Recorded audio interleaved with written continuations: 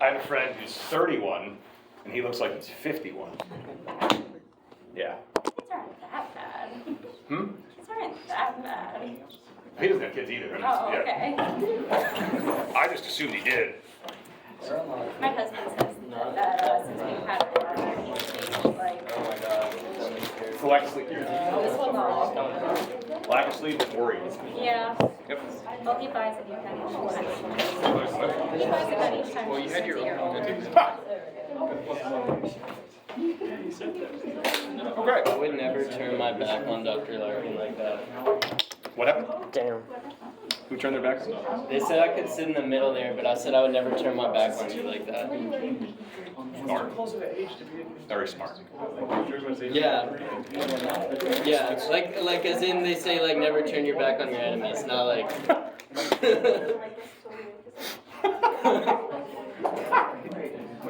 Sorry, I didn't mean to confuse you with the way that I phrased it. No, I actually meant it. I figured you were about to, you're concerned to throw a book at your head or something. Right.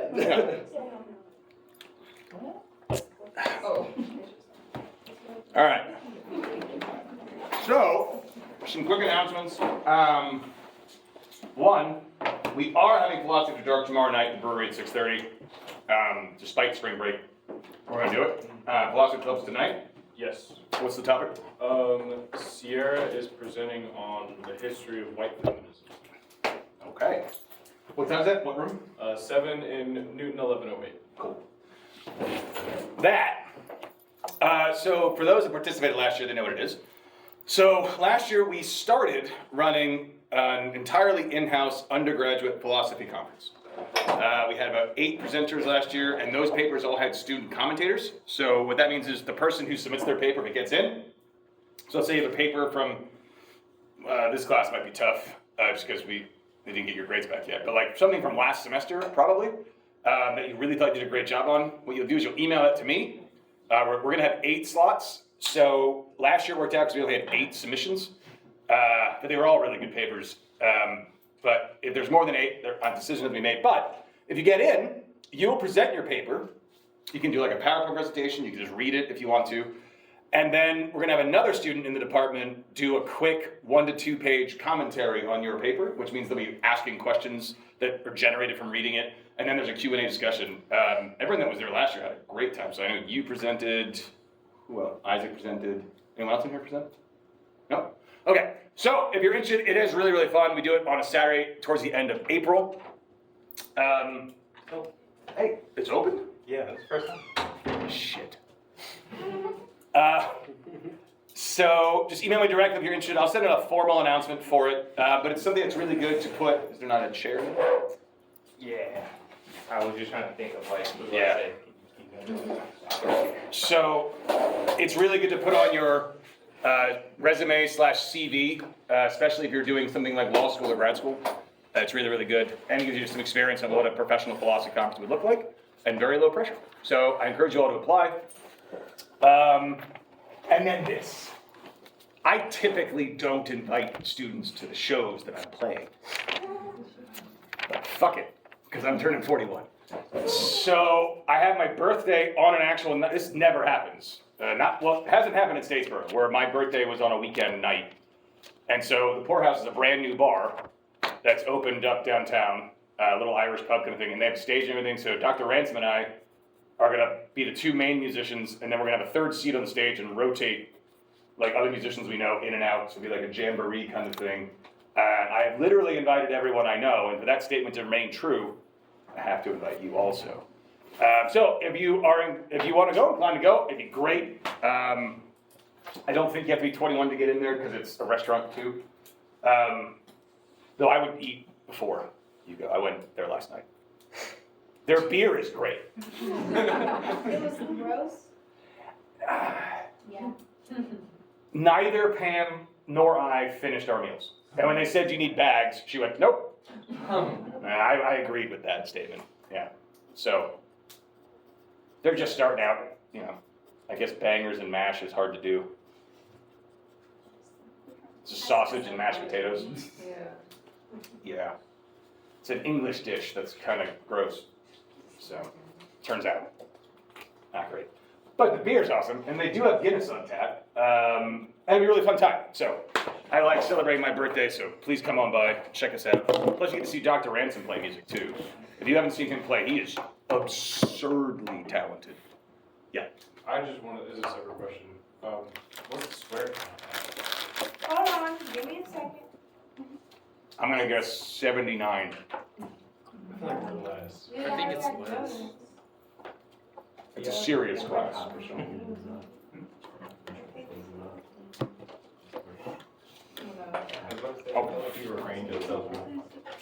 Are you really confident about 79? No. Okay. I'm gonna say. I have no idea how often I swear. I was gonna offer you a I'm wage. saying 37.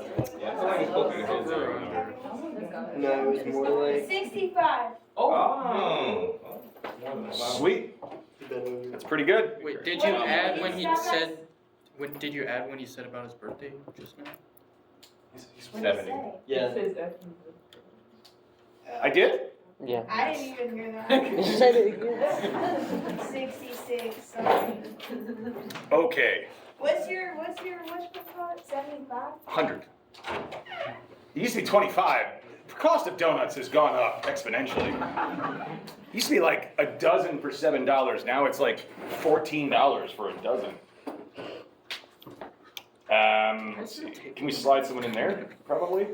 We probably just move those two tables but use the last Yeah. one. Can you guys slide those tables together, and then that'll give you guys. Oh, it's just good. It's just yours. You're good. Move it all the way in. Yeah. Slide it in. Before we got in, so we had to There we go. arrange the tables. Aaron, did you get my email? Took us so long to Okay, I didn't see it, so I'll check it there. Thank you. Perfect. All right. So today, yeah, we're going through book 4, and it's actually a really good spot to leave off at. There's a lot going on here. So, first thing I want to talk about is something that happens right in the beginning. So it's at 420b. Well, the question becomes like, well, because we just spent all this time educating the guardians, right? Talking about how we're going to educate the guardians. But they're not allowed to have luxurious items. They're not allowed to own private property. They're not allowed to do, they have to live in like communes with each other. They have no privacy at all. Like they're not even allowed to have anything in a room that's not open to the public at all times. So Adeimantus chimes in and says like, why would anyone, this isn't gonna work because they're not gonna be happy, right? And did anyone know Socrates' response to this? I think it just kind of turned out that like if they're the type of people that would be guardians, they don't need those other things to be happy. That's part of it, for sure. Yeah. So, not an answer to your question, but when I was reading this part, the first thing that popped into my head was ideally how the clergy should have acted. Because there's no higher purpose to serve than to God. So in this mindset, there's no higher purpose to serve than society and making sure that society was better. That's the happiness that they gained from this. Right, so yeah, so echoing up what you and Isaac both said there. So the guardians are going to be educated, he says, initially, they'll be educated as such that they are going to want to do this. They're not going to actually want to rule, but they recognize out of obligation that they have to because they're the best suited for it, right? So this, again, you start seeing Socrates really pushing this idea that we have to get away from an individualistic way of understanding our role in society and who we are, right? It's not about the individual. He even says explicitly, 420, he's like, says 420b, he says, I think we'll discover what to say if we follow the same path as before. We'll say that it wouldn't be surprising if these people were happiest, just as they are, but that in establishing our city, we aren't aiming to make any one group outstandingly happy, but to make the whole city so far as possible. So he's like, look, this is the real world, politics. Like, if we dedicate all of our efforts to making sure the guardians are happy as they can possibly be, we're pretty much doing exactly what's been happening so far, and to the detriment of all the other people. What I want is to take some of this happiness and shift it so that everybody's equally happy. No one is, in the extreme of happiness, but everything for the good of the whole. We're trying to make every group as happy as we can, realistically. What do we think of that? Because that's the opposite of the American dream. I think it's tough but fair. Tough but fair. Okay, anyone else? Yeah. Well, I mean, it makes sense in the framework that they're building, because if everyone has to kind of do their part and be outside themselves for the good of the city, happiness is the same thing. So you can't act individually for the benefit of the city. I think you have to recognize that like your purpose is bigger than your individual happiness. Right. And as he goes on to talk about, we kind of touched on it before too, to promote the good of the city, like a just city, everybody has to, I say this because it's going to come up a bunch in this chapter, everybody has to do what they are supposed to do as the individual that they are. Whatever talents that they have to do that. And Socrates, echoes this kind of idea too. I don't know if anyone, raise your hand if you've read the Crito before. Oh, good. So in the Crito, Socrates is trying to figure out if it's just to escape from prison. And he comes to the conclusion that no, it's not, because he's basically in a social contract with society. And he promised to obey the laws, and society promised to protect him from threats, to provide education, a marketplace, etc. They've done all these things. So it's the Kennedy line, right? The very famous John F. Kennedy line, where he's like, ask not what your country can do for you, but what you can do for your country. That is really what Plato's talking about, right? He's like, look, we need to figure out a way that everybody's doing the thing that they have to do, and they will gain a kind of satisfaction from the job they're doing because they recognize the value that their activities are and their engagement in society is providing for everybody. But it's not about the individual person on their own at all. It can't be. Because then we end up with, as I said before, just competition, and that leads to his very next point. Before we go. It does also seem fairly Christian, the idea of having these very few people, the guardians, having not very enjoyable lives, similar to like Christ dying for our sins. You think Christ didn't have fun? I was trying to sound as menacing as You never possible. seen that happy. Well, he had to have some. I mean, we don't know what happened before he showed back up at, 33, something like that? Yeah. So, he was probably living it up. About Mary Magdalene? Exactly. Sarah was on this one? We should have a theology class, and this should be the topic.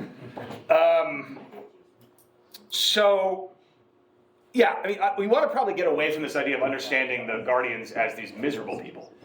Right, so what Plato's point is here is that the reason that we would think, or Adeimantus, right, because he's actually voicing the concern, the reason Adeimantus is making the suggestion that these people are going to be miserable is because we're still operating within a worldview of what it means to be happy. We're sort of prejudiced towards it. Exactly, right? Think about how often you do things, don't say them out loud, that are detrimental, and you know they are, but they're fun. And then think about how awesome you feel when you actually do shit you're supposed to do. Like writing a good paper and not going to a party and getting an A on it. Your professor's like, that's awesome, you should all do this. There's a sense of accomplishment. It's almost like a deeper, more profound kind of happiness than just simply chasing fleeting pleasures. Or think about, anyone here ever buy something to cheer themselves up? Vending machine. At the vending machine. A little treat. We do it. It's like a quick pick-me-up. It's like, yeah. Plato's like, or you could just be a better person and make yourself better so that whatever happened that you feel bad about doesn't happen again.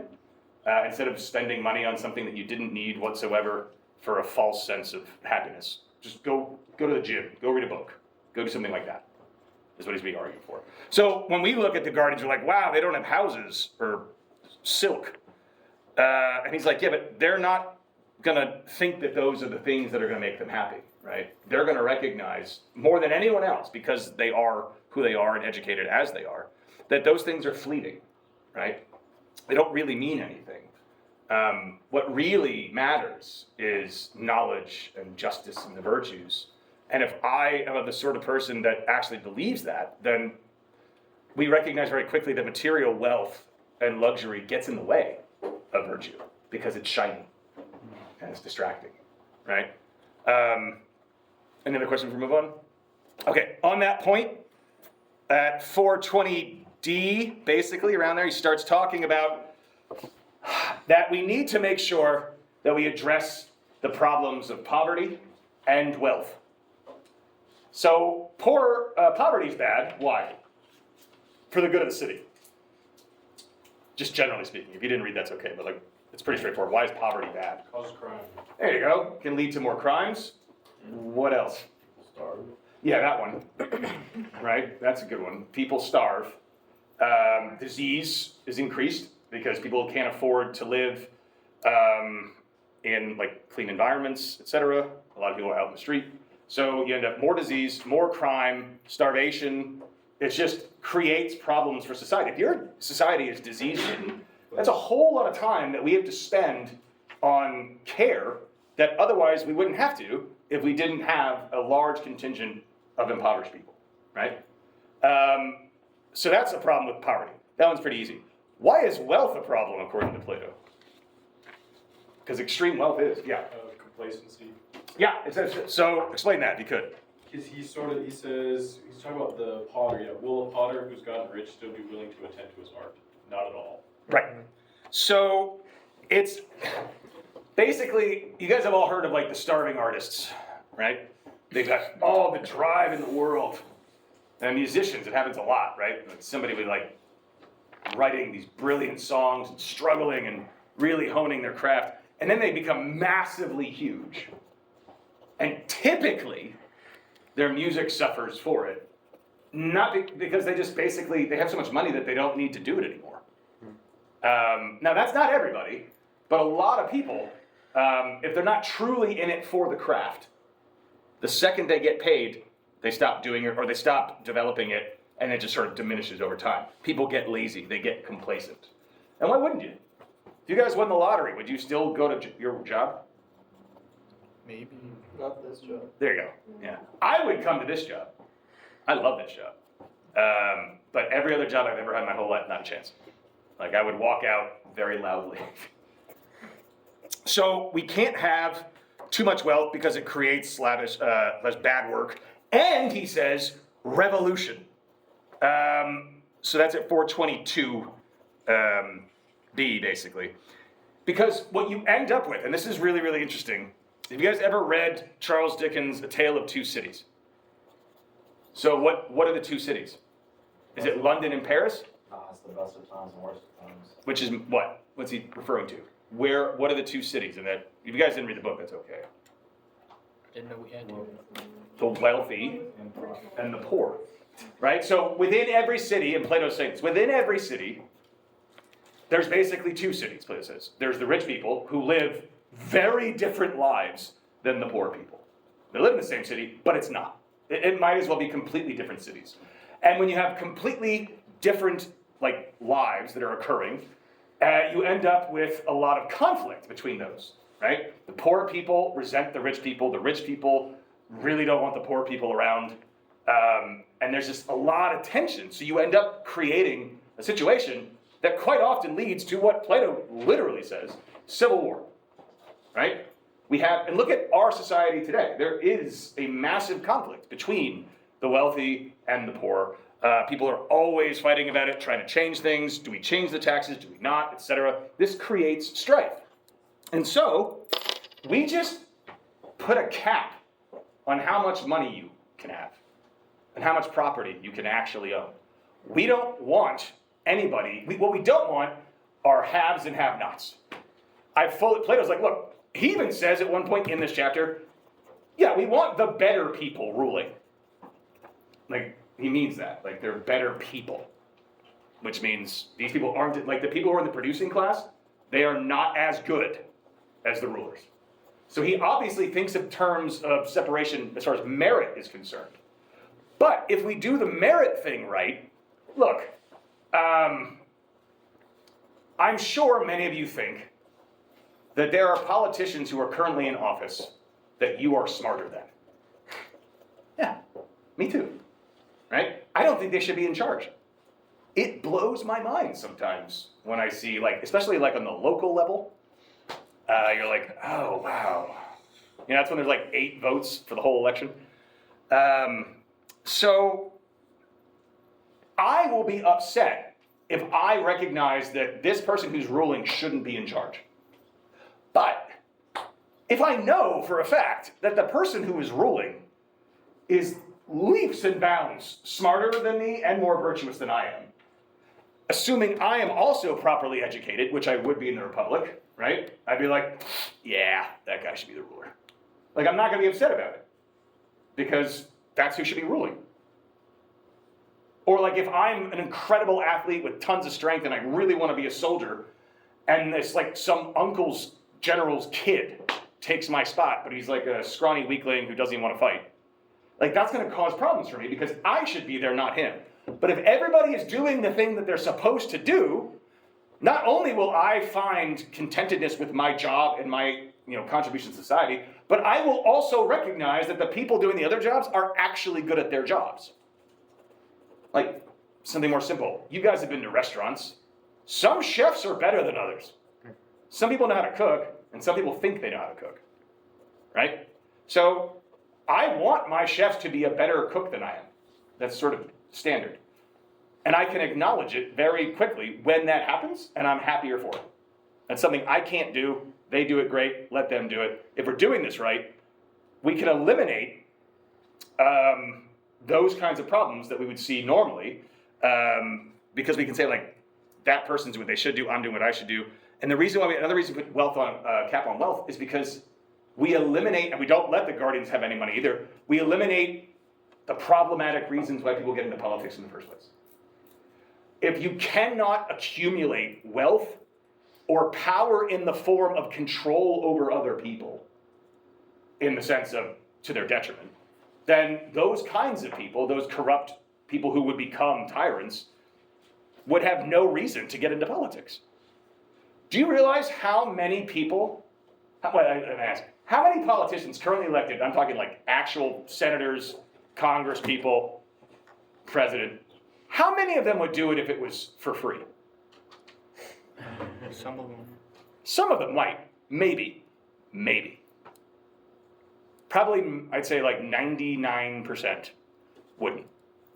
And then what might happen is the people that should run and rule end up doing it. Yeah. Think about it is that people who hold these like positions were already probably rich, and it's really expensive to get into office. Exactly. When you're campaigning on yourself.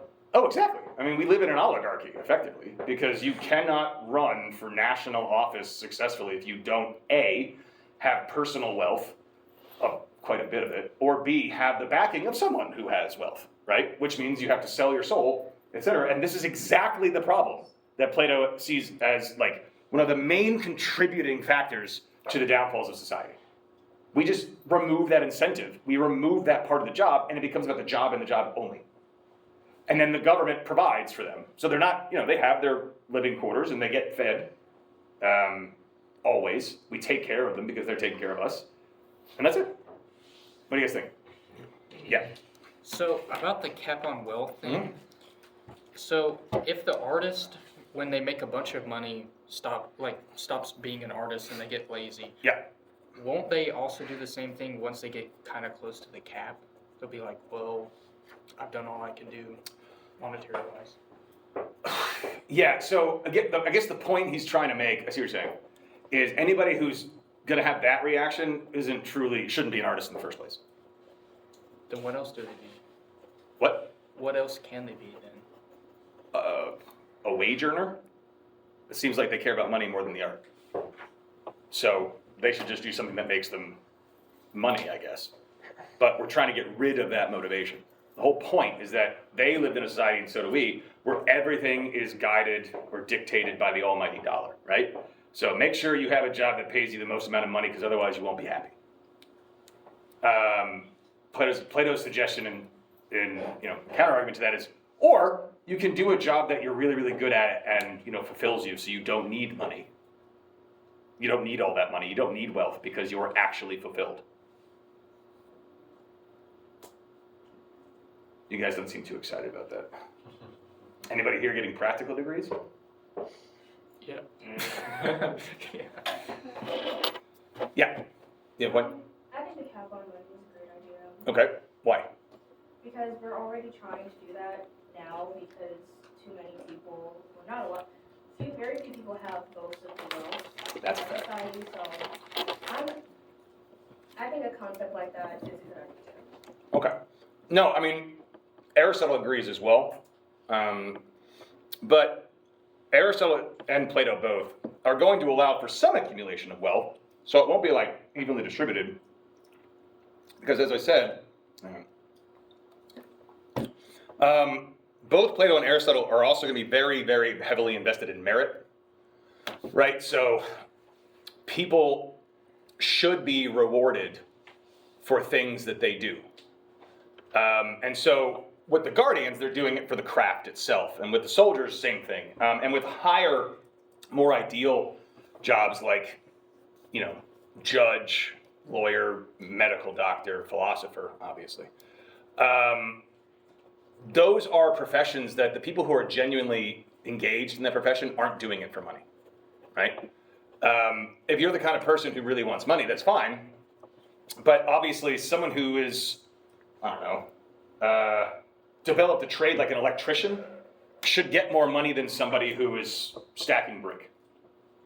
Because anybody can stack brick, and not anybody can be an electrician without causing severe damage to themselves or burning down a house, right? It takes a kind of an education and skill, and you should be rewarded for that. But you shouldn't be inordinately rewarded for that. So like, doctors should not make $400,000 a year. They should make like 90. And, lawyers should make like 90. So, you ever hear of Ben and Jerry's ice cream?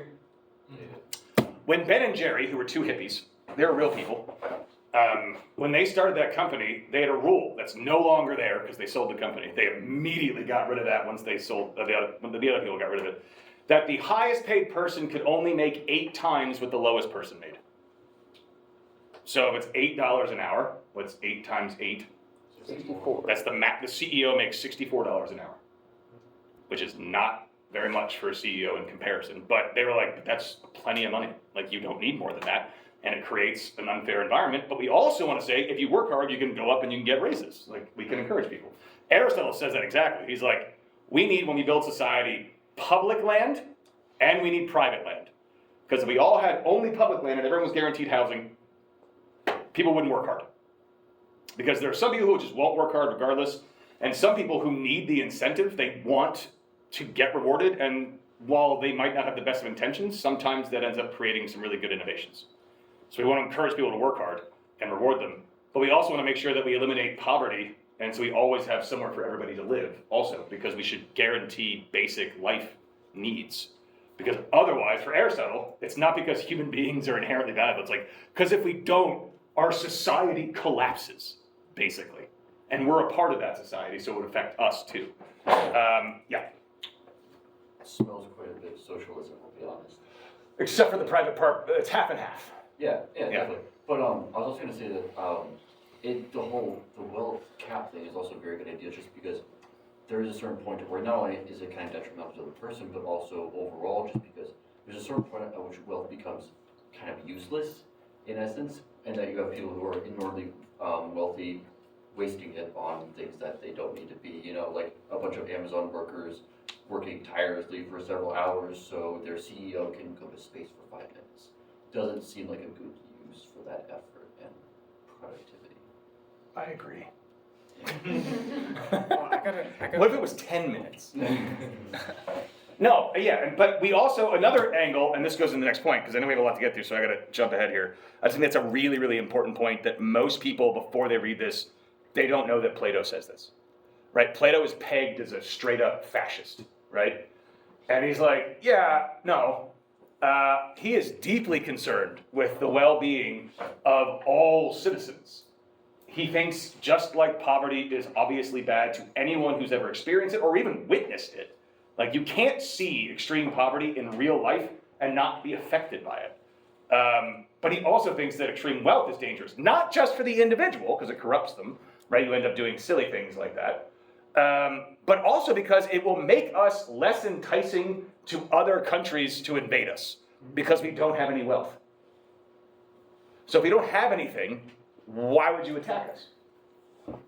Plus, why are our soldiers soldiers? What was their motivation in our perfect city? What? To be a soldier. To be a soldier.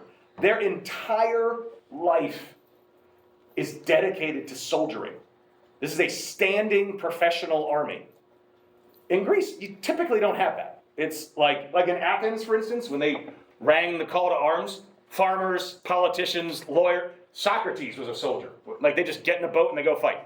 Now, you get enough people with very limited battle experience with swords. It has to be with swords and swords. Eventually, let's say if we had like 1,000 on one side and 100 on another, the 1,000 is probably going to do some damage. But if the 100 soldiers are like Spartan soldiers and the 1,000 are untrained, those 100 are taking out a whole lot of you. So that fight isn't even worth it, because even if you win, you lose.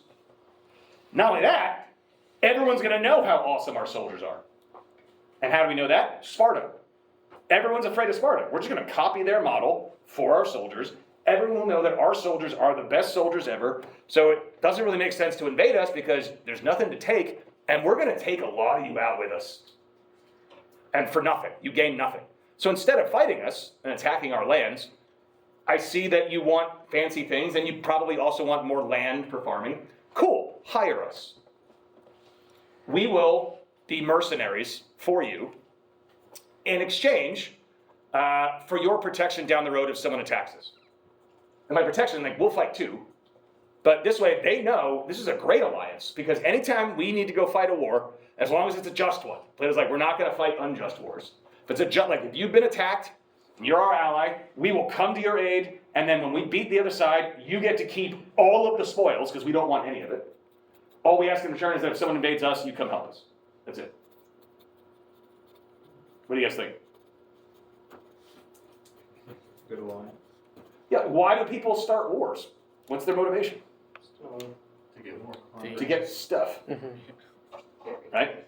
So I did. To get resources? Yeah, to get resources. But we're saying, look, you're going to lose a whole lot of resources if you fight us, like your people. And we don't even have any wealth. Sure, we got land, but we'll go get your land somewhere else. Yeah. Yeah, so you mentioned that not keeping wealth in that same way can protect from invasion. Yeah. And it can protect from war. Yeah. But I think, but it doesn't protect if you're just like sitting on resources. Like land. Yeah, then like you're not protected, and that's sort of been like the history of like colonialism. Is like they didn't have wealth in the same way that Europeans understood it. Right. But there were things there that they needed. Sometimes it was the people themselves. You know what I mean? So unfortunately, when it comes to conquest like that, anything can be turned into some kind of use value. Yes. So Plato's aware of that, right? He's very much aware that this could happen regardless, because then they are sitting on land, right? So that's why he still wants the guardians. Well, you have to have the guardians. You have to have a standing army, and they have to be of the reputation that nobody would ever fuck with them. And he also believes about the city that it'll like inherently expand, right? We don't want to go too far. Okay. Because he talked about like not too much, but like If we expand too much or our population grows too much, what do we need more of? Land, resources, to cover all this stuff. So we basically want to have like a self-sustaining city that maintains a very specific population generally. And the reason why, because we didn't get to the lottery yet, he literally says any baby born outside of a state-sanctioned birth, the quote is, the parents should see to it that it never sees the light. Which is as close to saying kill it as you can, right? So the population's gonna be not just controlled eugenics-wise, but also numbers-wise. Yeah. I was gonna say that, yeah, his definition for like what the boundary was, I thought was kind of Read it to me. nonsensical. 423b, Adamant's asks, what he says, well, first, before that he says, therefore, this would also be the fairest boundary for our rulers. So big must they make the city, and bounding off enough land so that it would be of that size, they must let the rest go. What boundary, he said? I suppose this one. Up to that point in its growth at which it's willing to be one, let it grow and not beyond. Yeah. So at a certain point, what he's getting at is the one city that we have are the guardians, the soldiers, and the producing class, right? We are all in this together. 3 distinct classes, but all one. We're all symbiotically attached. Without the producers, we don't have any food. Everybody dies. Doesn't matter if you're a guardian if there's nothing to eat, right? Without soldiers, we can run into threats from other side of things, and without the rulers, it all falls apart. So everybody is contributing and everybody's giving back and receiving from others, right? Whereas with the two-city model, which is the rich and the poor, they're diametrically opposed. And so we can expand the city to such a point that we don't create divisions like that. We don't create a situation where we can't provide for everybody.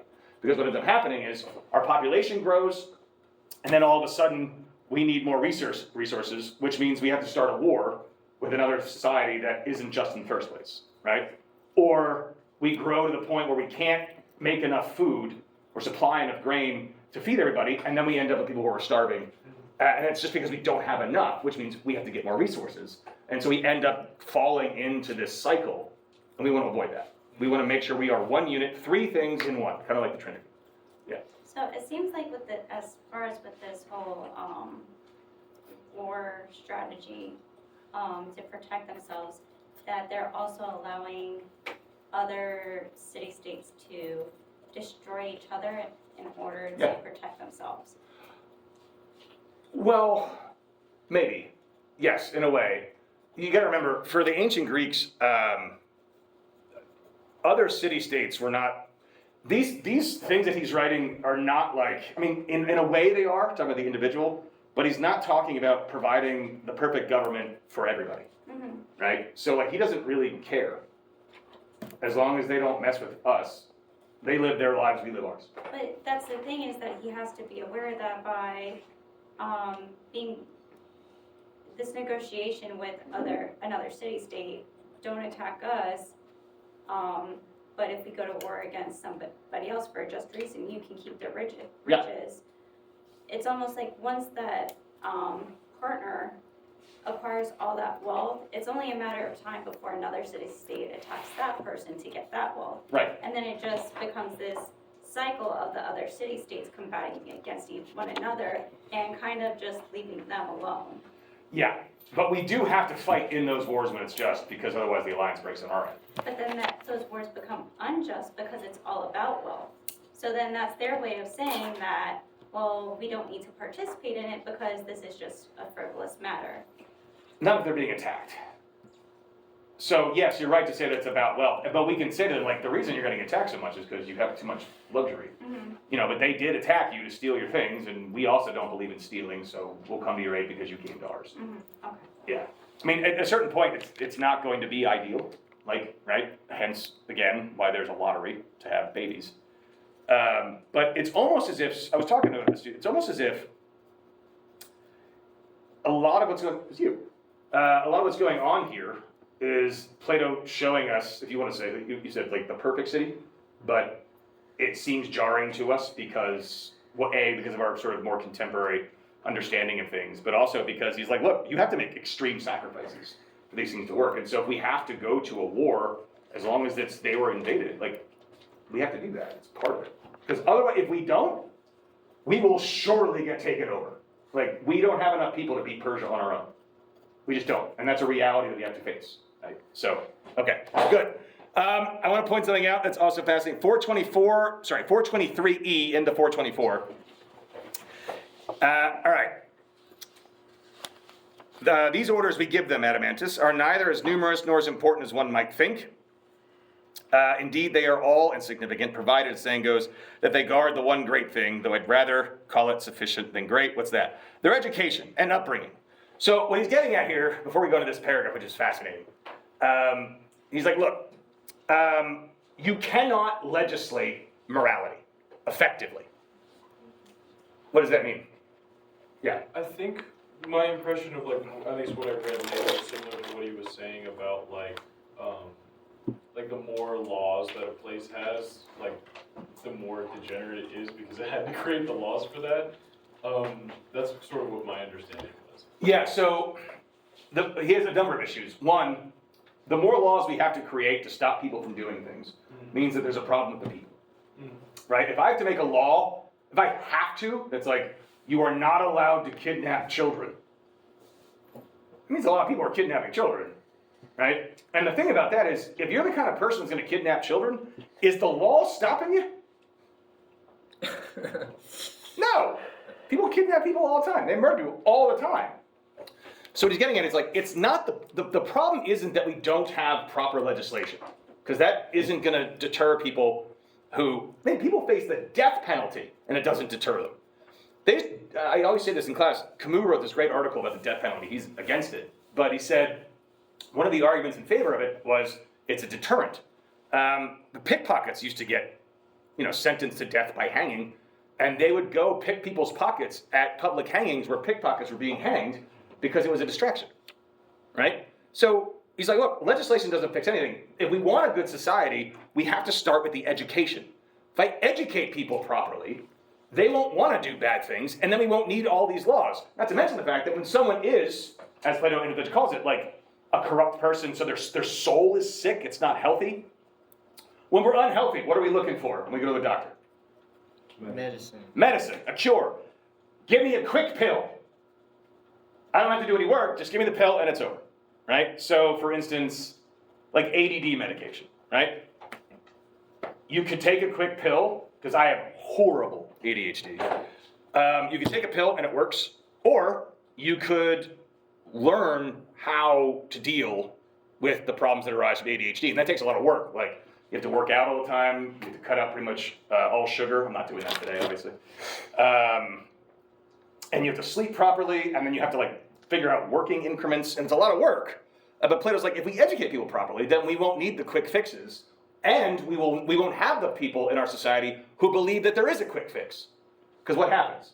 Someone's like, give me a quick fix for this problem I have, it doesn't work, so then I'm just waiting for the next one. Eventually, they're gonna release something that fixes my problem, so I don't have to do any of the work myself. Right? So we want to get rid of that. And so that's why education is so important. But then he says this, for if by being well educated they become reasonable men, they will easily see these things for themselves, as well as all the other things that we are omitting. For example, that marriage, the having of wives, and the procreation of children must be governed as far as possible by the old proverb, friends possess everything in common. What he just said is, we will eradicate families. That will no longer be a thing. Like the family unit, mother, father, children, gone. Sounds like a cult. There are actually a number of people, in a way, it could be seen that way. People have argued that. But, the idea of the eradication of the sort of standard family unit as a concept that is something that people praise or value is in contention today, right? It's in contention. It can create problems, not necessarily so, but it can. And so the question that people are asking is this something that's actually bringing as much value to the table as purported? And Plato's like, we're getting rid of all of it. No more mothers and fathers and children in a family household. Everything's communal. Why? You end up with people who are like family above all else, and they mean all else. Yep. Like, I would help someone bury a body if they were my family kind of thing, or rob All a of bank. all the people in your family? Like, is there like a cousin you don't like? Or you're like, okay, good. But people who value family far more than morality or justice or other people or anything, that can be not very conducive to a healthy society.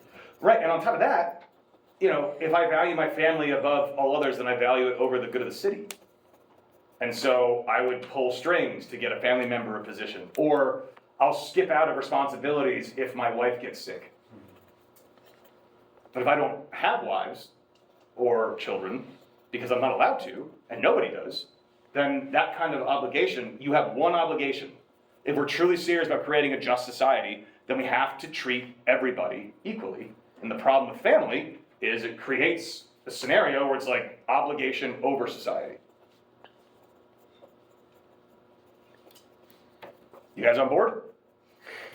Well, if your goal is to have a bunch of clone troopers doing everything, then You say clone troopers? yeah.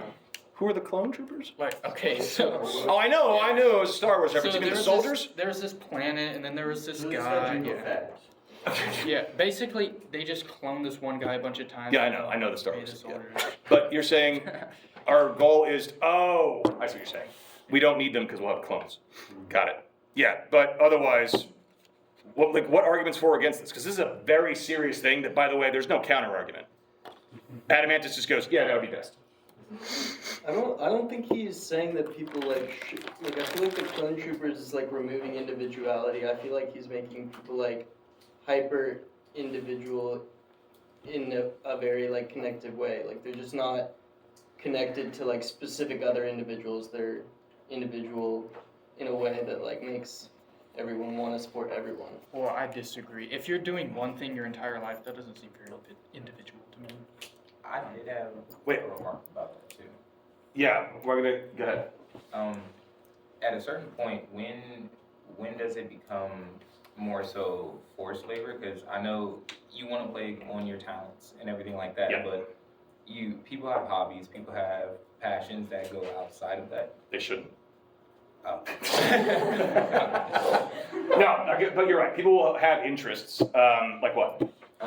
Say a farmer really likes to go bowling and he wants to be a professional bowler, and he can bring in like stadiums of people. Then why is he a farmer? Because he was told by the government that was his best. Then the government screwed up. He should have been a bowler. So the government's job, the guardian's job, is to remember. Typically, a ruler is understood in the ancient Greek world as like, my job is to protect the city, but mostly it's for me. And if I need you to do stuff, I don't really care. Like I'm ordering you to. The guardian's goal is to educate everybody, and along the way, discover what they're naturally inclined to be good at. Some people are naturally musical. Some people are very good with rhetoric. Some people are more mathematically minded. And we are going to, that's where it's forced. We're going to say, like, you are now on this track, and you will do this job, and we will get you the absolute best teachers we can possibly get you for that subject, and we are going to make you a master of your craft. You will be the best, and it's already something that you're inclined to do in the first place. Okay. But that has to be something that's actually valuable. So like, bowling wouldn't be. For a number of reasons. One, we would have to engage with other people from other societies, and they could spread all these horrible ideas to us, like freedom. So yeah, but the idea would be, like, if you're inclined to be a soldier, then we're going to make you the best soldier we can. If you're inclined to be a carpenter, we're going to make you the best carpenter. And the way that our society works, because again, it's symbiotic, we need everybody. Like, you are not expendable. Now, guardians are less expendable, just because there's fewer of the kinds of people that are going to have this kind of talent, and there's going to be less of them just by the nature of the beast.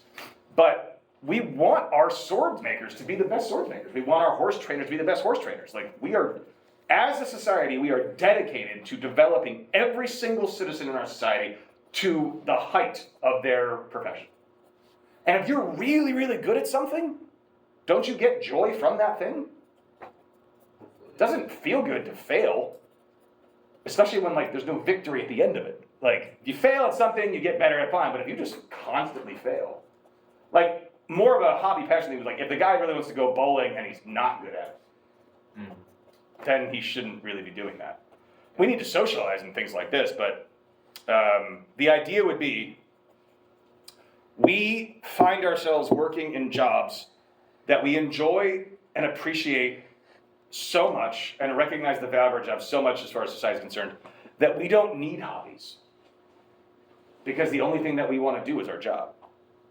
And that's typically what it's like. Yeah. Does that make sense? It does, but like I would want to see how he applies that to like teenagers. That's got to be its own battle. You know what I mean? Really, really intense indoctrination. Okay. Yep. I see that. Yeah.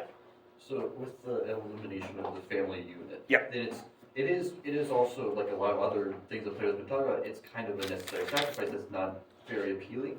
But I think a good counter argument to it would just be that it's not really feasible with human beings in general, just because even with like an orphan or someone else who doesn't have a family in the first place, or maybe someone who doesn't like their family, like that, it's common to see that they have like a second family or a new family or something like that they form, usually out of friends or other people who they know, who they really like. Where I think it's more just a normal thing in a human condition to form smaller sects who support each other. So I wonder if it would even be feasible in this universal society to eliminate any smaller groups at all, like Well, you would have small groups. I mean, you would have guilds, right? So people who are craftsmen exchanging ideas on Right, craft but the work. purpose of the family unit is to prevent favoring other people over other people because they're your family or you're related to them or you know them better, right? Yeah. How could you avoid that if you allow ever smaller sects or like friend groups or guilds or things like that, since you can't avoid them completely? So what exactly? What's the worry? What do you give me an example, like what could happen with these friend groups? Bunch of people know each other really well. Yeah. Same thing with the family. Someone Sure. pulls a string to Right. like, get someone up position. But pulls a string to do what? Get them like a higher position or something like that. There isn't one. So he's very clear. He's like, look, the last thing we want is for someone who should be a craftsman Right. to be a ruler. Okay. You cannot intermingle. So then what's the worry with the family unit? If that's how society is basically run. So if I'm a guardian and I have kids, I'm actually the one who's doing the educating. Okay. And so I might pull strings to get my kid in the guardian class because I want my son to be a ruler. Okay. So it wouldn't be a situation like if you were in like a position and you could elect another person. There's no elections. Okay, or like you could choose another person to follow behind you or something like that. In theory. Or you could set it up, you can fudge things, you can lie, you can do a whole bunch of stuff, Okay. right? This is also all we need, not just one guardian, but multiple guardians to catch anybody who's gonna be this sort of deceitful. If someone happens to be so clever that they're able to sneak through all of the sort of roadblocks we put up for corrupt people to get into the positions of guardianship, Right. we need a number of guardians there on guard of themselves as well to make sure that things aren't getting corrupted as best they can. So I still why do you need to eliminate the family unit if you have that system in place though? It's, to be clear, like when I say this system is in place, I mean we're eliminating the family. I mean, I guess that's also why Adam Ennis doesn't even argue at all. He's like, yeah, sure, right? Because it's bizarre to say that we're not gonna have family units, so he's just stating it clearly. And he even says like it's obvious that we need to do this. Because otherwise it doesn't work. So if we have this system, we cannot have family units. That's what he's saying. And then just to add your point, something else he says a little later on here is, one of the worst things that can happen to a society is when an individual is elected and through that election, they consider themselves to be a good ruler. In other words, they said, the majority opinion has decided that I should rule and therefore I'm a good ruler. And he's like, no, the majority should not be deciding shit. So no elections at all for anything. You don't even get to decide like who the craftsmen are going to be in your own, like it's, the guardians are like, you're a tool maker, you're a sword maker. But what if, okay, and I see, and the guardians can be biased because there's other guardians that see what that as well. Yeah, Okay, checks and balances. gotcha. Okay, moving on to something that's actually pretty important here to close this out. So read through a lot of book 4. There's a lot of really, really good stuff. We kind of touched on most of it here. The really good stuff starts like 5, 6, 7, which, that reminds me. Your papers. So some people haven't turned them in yet for pre-Socratics. I know that there's a tendency when people have something be very late that they freak out and then they don't do anything and then it just makes it worse. So I'm not angry, so just come talk to me. I know the pre-Socratics are really hard and I feel really bad that the first paper is the pre-Socratic paper because it's like seriously probably one of the harder papers you're ever gonna write as an undergrad in philosophy. So come talk to me, we'll work on it, we'll figure it out. And I know I said I was gonna be a hard ass about late stuff, but I just don't have it in me. So just get it in and we'll work on it. Good? Okay. So right around 427, after a long discussion is said of, how we need education primary focused, not legislation. He even says if we had a city full of virtuous people, we wouldn't even need laws. Laws are there to force people to act virtuously who otherwise wouldn't. But speaking of virtue, so at 427E, he starts talking about the kind of people that they would be, the guardians, and the kind of virtues they would have. And then he starts talking about like the virtues of the truly good city. What would those be?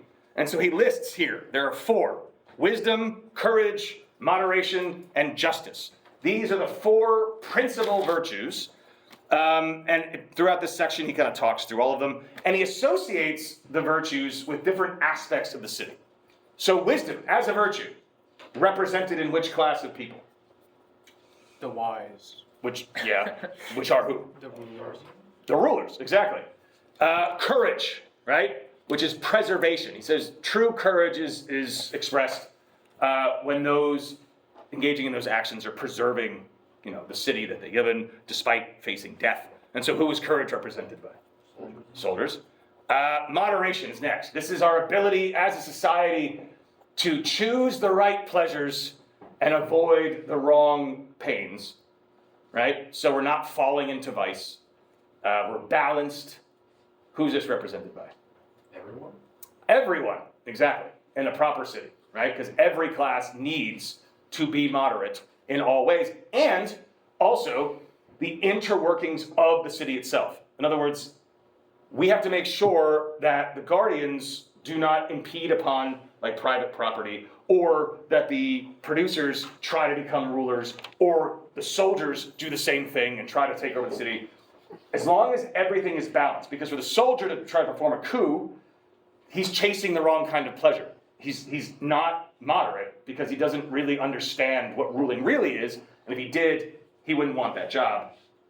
So being very even-keeled, level-headed, not falling into vice, represented by everybody. And justice is all the way back to the beginning, where he says justice is basically when everybody is doing the thing that they're supposed to do, right? When every part of the city, every individual, and every class is doing exactly what they need to do to guarantee the benefit of everyone in the city. So quite often Plato gets pegged, and there's arguments to be made, for sure, that he's created a class system, which he definitely has. One where the rulers are on top, in possession of knowledge that they're sort of scurrying away with, and not allowing the regular folk to learn or engage with knowledge. And Plato is not, it's almost like the rulers are the upper class, and everybody else is sort of below. Maybe the soldiers up there with them. And obviously Plato is going to have a more negative view of the producing people as individuals than he would the rulers, because they lack the intellect to be able to do this, and that's sort of the main goal for him. But he doesn't think that they're bad people at all. He's not saying that we need to treat these people badly or that they don't matter. In fact, he says quite the opposite. He says the people of the producing class are so incredibly, vitally important to the well-being of the city. They are as important as the rulers, as the soldiers. Everybody is equal in that importance to the city. And so we, as rulers and soldiers, need to do everything we can do to make sure that those people's lives are as good as they possibly can be. If we fail to do that, then our city will collapse. And how does that at all show that we are just people, if we are not concerned about the well-being of our fellow citizens, right? So, and on one hand, he is saying there are some people who are just better at things than other people, right? Some people just shouldn't be rulers, and so we'll just prevent them from being able to. Some people just should not, be a craftsman or a medical doctor. And I feel like that one we can all agree with, right? If you were gonna get surgery, and you're like, hey, you confident, doc? He's like, I'm hoping third time's a charm, right? I would get up. I wouldn't be like, give him a shot, So obviously, we don't just let anybody operate on us.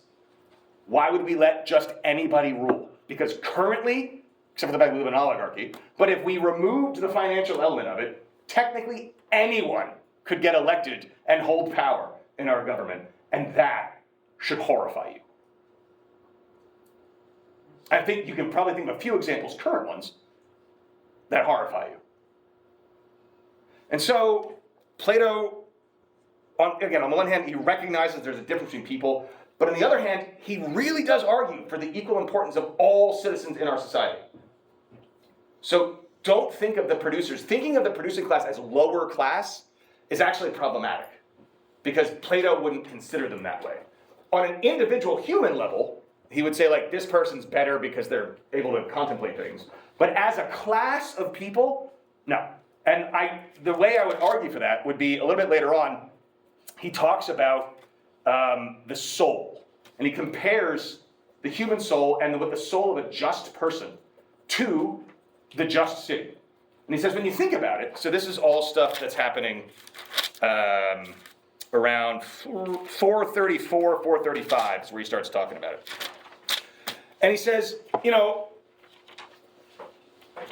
when we think of our soul, we typically think of it as one thing, like our soul, single unit. But isn't that what we also say of a city? There's like the city, it's one thing. Now he asks, is it possible for something, an individual thing, to both do a thing and its opposite simultaneously? Well, maybe. Can I run to the door and not run to the door at the same time? Sure. How? Like leave your shoe. What? But I would still be going. Oh, well. You said that with such confidence, I was like, fuck, he knows something. Think it over. I'll come up with something. Yeah. I mean, theoretically, you can be like, I'm imagining that I'm running to the door, but I'm still seated. Right, but that would be my perception of through my imagination. But technically, I'm not running and running at the same time. Right. So he's basically saying that, and the reason he brings that up, and he even brings up examples. He's like, well, what if we said someone is moving and not moving because they're standing in place and waving their hands? And it's like, well, you're just using language to like be an asshole, basically. Right. That's not really what we mean. We mean like moving or not, right? So we can use these like clever lawyer tricks if we want to try to stop what I'm getting at. But if we're being honest about it, you can't do a thing and not do it at the same time. An individual thing can't. He said, so the reason I bring that up is because it seems like even though we have one soul, we both do a thing and not do a thing at the same time, right? Like, for instance, our drive for drink, so thirst. Seems like part of our soul, when we get thirsty, like all it does is just crave water or any kind of liquid, right? So its goal, our soul's goal in that moment when we're thirsty is get liquids. And yet, if the only liquid available to us is like putrid puddle water, we can then go, no. So we can both desire liquid and not desire it simultaneously, which can't happen if the soul is literally one thing. You can't do both. So obviously, he says, just like the city is a single unit that has three classes, our soul seems to as well. This is called the tripartite soul. Very important for Plato. And we're getting into like metaphysics here for him. And he basically says like, it seems like we have an irrational component of our soul, which he's going to call the appetitive side. So this is like our desire for food, our desire for drink, our desire for sex, etc. These are just completely irrational appetites. We can crave those things when it's horrendously detrimental for us to do so. Also, obviously, we can make decisions and judgments, like, don't drink that. So that seems to be distinct from the appetitive side, because he says, if we're taking the appetitive side purely on its own, our appetites don't want things at one moment as an appetite and not want that same thing later. Like, our thirst wants liquid all the time. Hunger, get food now. Because if you're not hungry is when you don't want the food, right? Our appetite for something is just 100% full steam, go get it. But there's obviously something also going on in our soul, we can say mind too, but it's a connection to the body, where we can decide against our appetites, so he's going to call that the rational side. And then he says, and there's also emotion. Does emotion fall under the category of rational or appetites, or is it its own thing? So what would be the explanation? So why would we say emotions are definitely distinct from reason, for instance? You guys have never been in love, huh? You can, I'm gonna say you got a physical, what's the word I'm looking for? I don't know, you have a physical distraught, or like You you have a can, level of knowledge though, and rationality. Yeah, So I would say it goes beyond that because it applies. but love is not an emotion for Plato. Okay. Yeah, love is something that becomes purely rational. The kind of love that we're like infatuation, or if we're gonna say the emotional feeling of love, you're not doing it right. Right. Knowledge is never gonna break your heart. Okay. just more and more and more knowledge. So it's a good point though. But what he's saying, so you're saying like we can have an emotion or an appetite that we shouldn't, or something? It's like I can look at you, and unless like I'm in discourse with you, I can't tell that you're rational.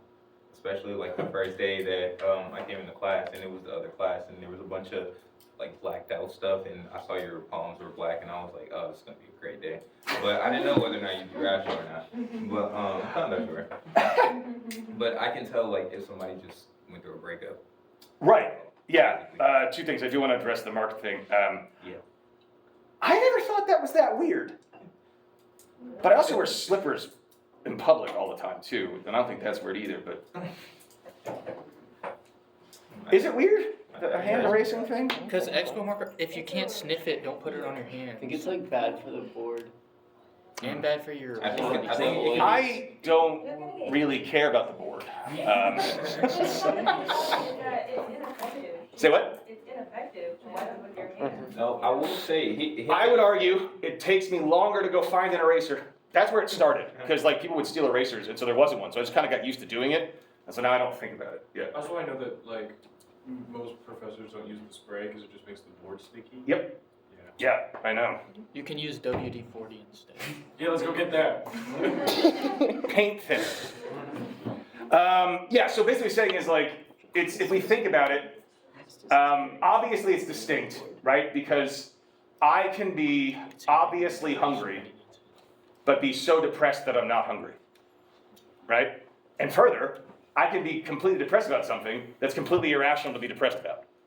Like, I can say to myself, you shouldn't be sad, everything's great, and it does fucking nothing.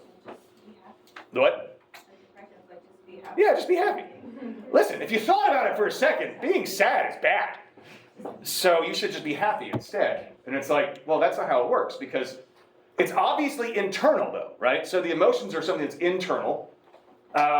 They seem to be independent from both reason and from our appetites. But he says, unlike our appetites, which are just like 24/7 going after the thing they crave, our emotions do seem to be rational in a way. So because he asks, like, is it closer to reason or the irrational? And by that I mean, like, you can have an emotional response that is guided by reason. Right? You cannot will yourself into being hungry. Right? It's not how that works. It's Well, just don't eat. well, yeah, that's not willing yourself. That's acting in such a way. But I can't like do that. But with emotions, I can recognize that something happened, and because of that, I can use an emotion. Like if you ever go like jogging or working out or in a competition of some kind and get angry on purpose or allow your anger to sort of fuel you. Sadness can bond us together as a community, right? This is why we would have eulogies for all of our fallen citizens, because it shows the collective thing. We grieve together. But also, we can recognize that grieving, we talked about this, grieving too much is obviously irrational, and so we think about it, it actually can help. If we are the kind of people who are educated properly and developed our rational capacity to such an extent, we can actually kind of rule over our emotions and our appetites, right? I can control those things in a way. I can not eat if I want to. I can fast. I can will myself to not being angry anymore or sad. Maybe not like that, but I know, okay, I need to engage in a new activity which is going to distract me and elevate my mood, and then I'm going to do this, right? And then because of it, I can improve these sorts of things. So for him, the rational component of our soul is the rulers from the city. The emotional side, what he calls the spirited side, is associated with the soldiers. And then the appetitive side, unfortunately, is associated with the producers. And why I say unfortunately, because he distinctly says it's irrational. So people, again, take this to be sort of an assault on that class of people. And you can make that argument.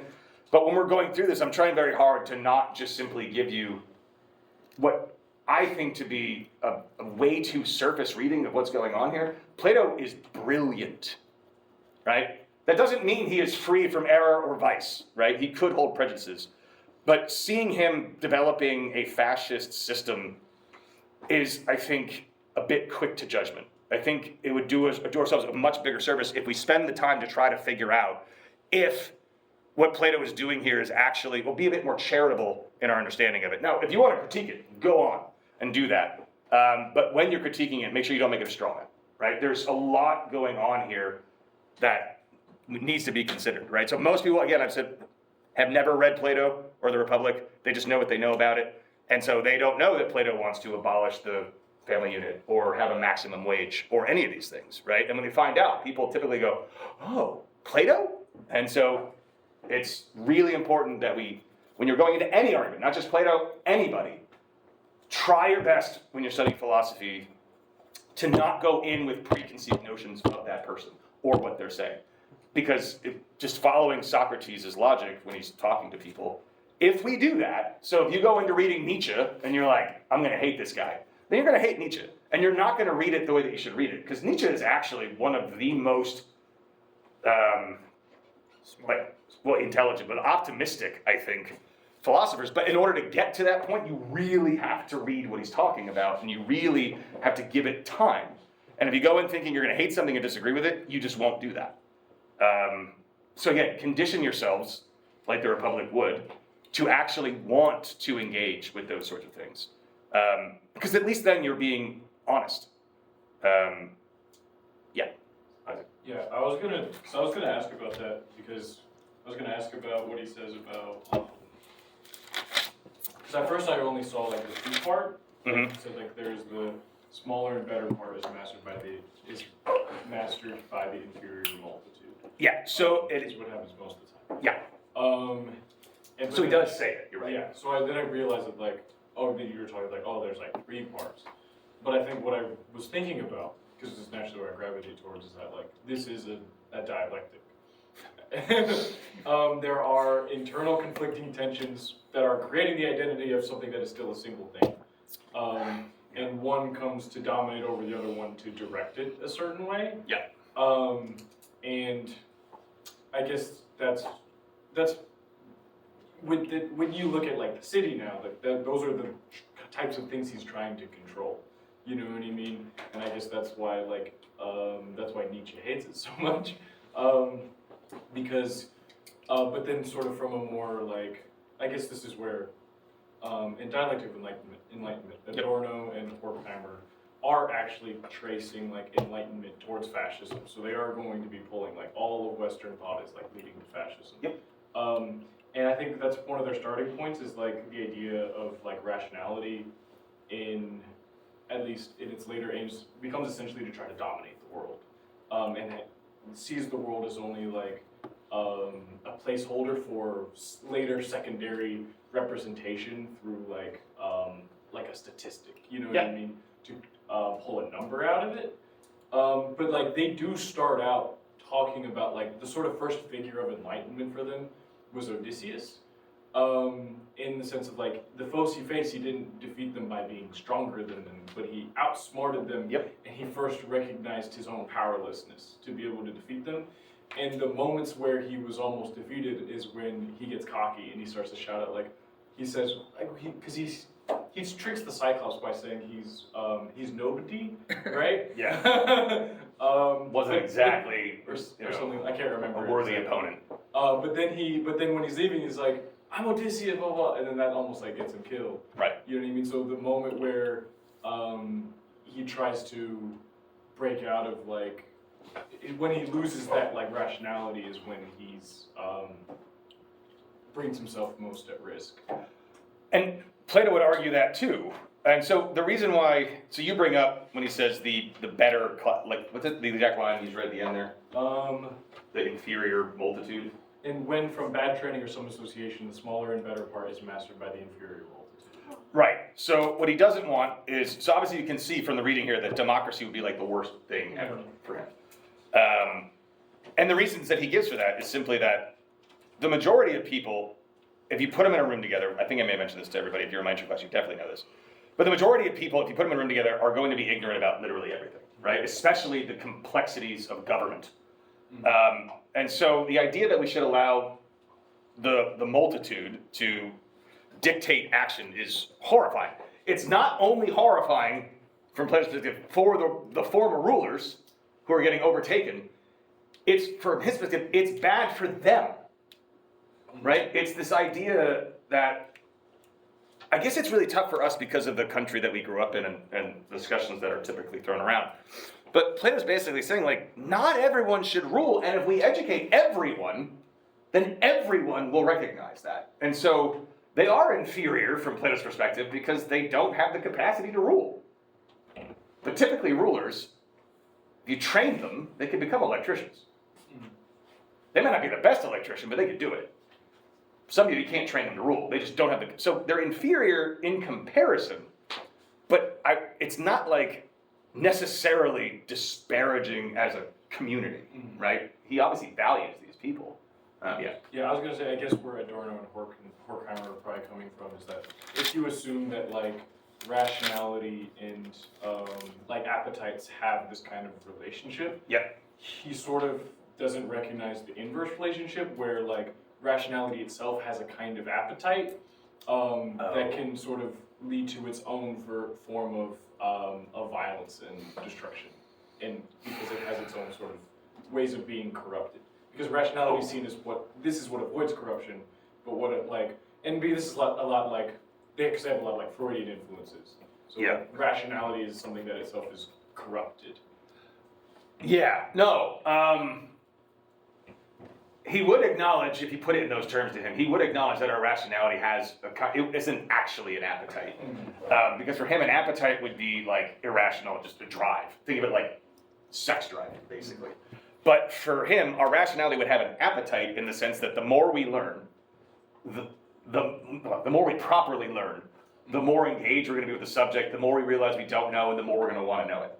So it's like this self-generating drive to acquire more knowledge. And it's also, there's an idea of like love as well built into that too. So there's definitely that drive. As far as the corruption's concerned, yeah, Plato recognizes that too. Not here, but specifically like corruption within the rational component.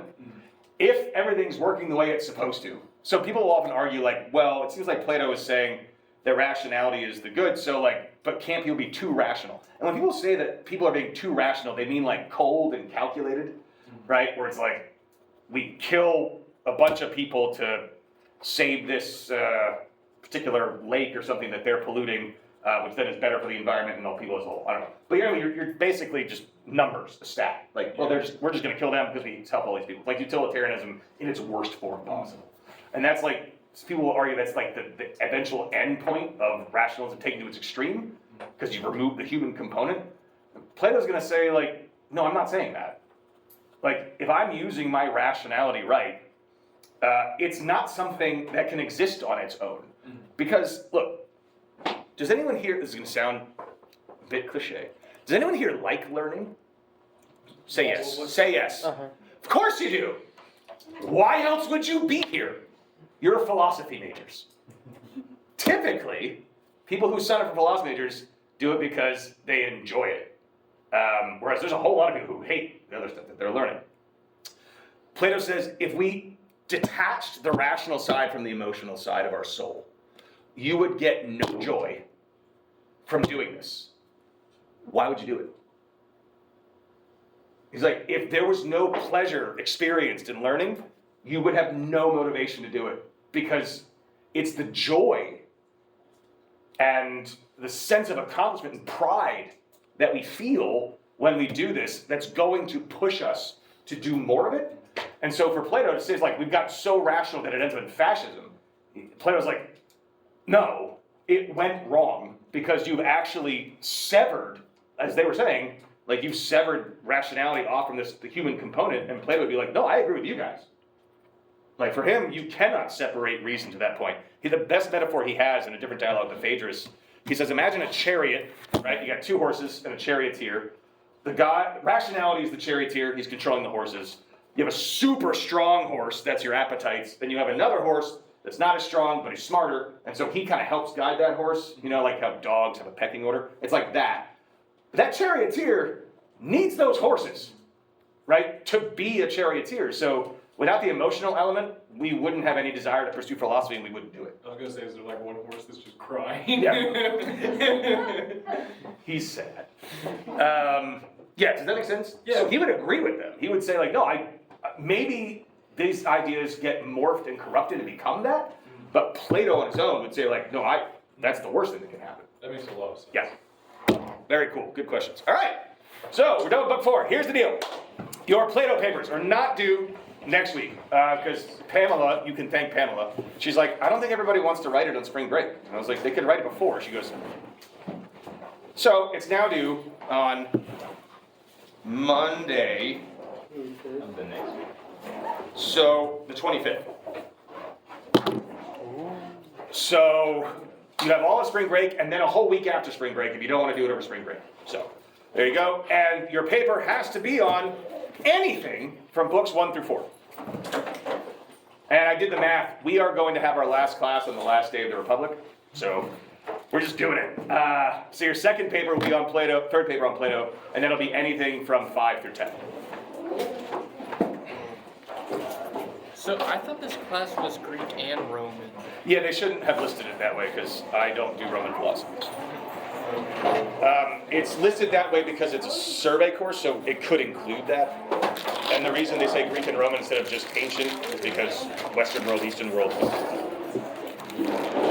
Yep. Good job, everybody. Yeah. Things want to give Pamela a special thanks for me because like this spring break's already chaotic enough. I got 2 papers due. So. She literally did the come on, and that was her whole argument. And I was like, that's a good point. Yeah, you got my ethos for sure. Yes. So I keep meaning to get back to you. So, do you want to meet up? Yeah, sorry. I had said ethos and like I meant ethos and then like the emotional appeal. Yes. That was, I